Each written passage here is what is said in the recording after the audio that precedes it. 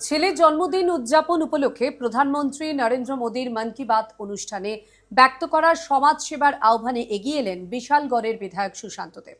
এদিন তিনি প্রধানমন্ত্রীর সুরক্ষা বীমা যোজনা নিবন্ধন শিবিরের আয়োজন করে নির্মাণ শ্রমিক এবং মোটর শ্রমিকদের বিনামূল্যে বীমা করান।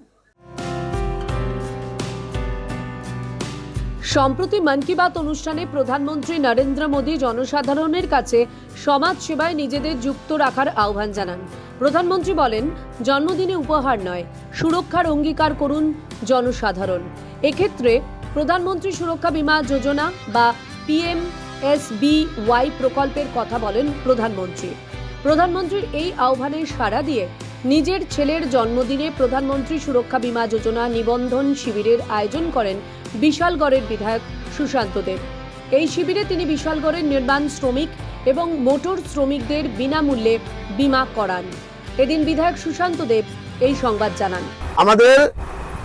আপনাদের জন্য মোদিজি যেই প্রকল্পটা হাতে নিয়েছে, যেই ইন্স্যুরেন্সটা হাতে নিয়েছে, একদম স্বল্প টাকায় এই ইন্স্যুরেন্সের মাধ্যমে 2 লাখ টাকা বেনিফিট, এবং যদি অ্যাক্সিডেন্ট হয়, পার্সিয়াল যদি কোনো কিছু আমাদের ক্ষয়ক্ষতি হয়, তাহলে 1 লাখ টাকা বেনিফিট। তো কত বড় উদ্যোগ! তো এই উদ্যোগটাকে, মোদিজির এই উদ্যোগটাকে সামনে রেখে আজকে আমার বাড়ির এই শুভ দিনে আমি এই কার্যক্রমটা হাতে নিয়েছি।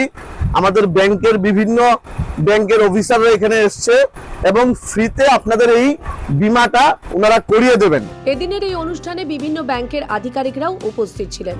এই ধরনের অনুষ্ঠান আয়োজনের জন্য বিধায়ক সুশান্ত দেবকে অভিনন্দন জানান শিবিরে উপস্থিত নির্মাণ শ্রমিক এবং মোটর শ্রমিকরা। ত্রিপুরা থেকে দেবাশিস বোসের রিপোর্ট, CN ত্রিপুরা।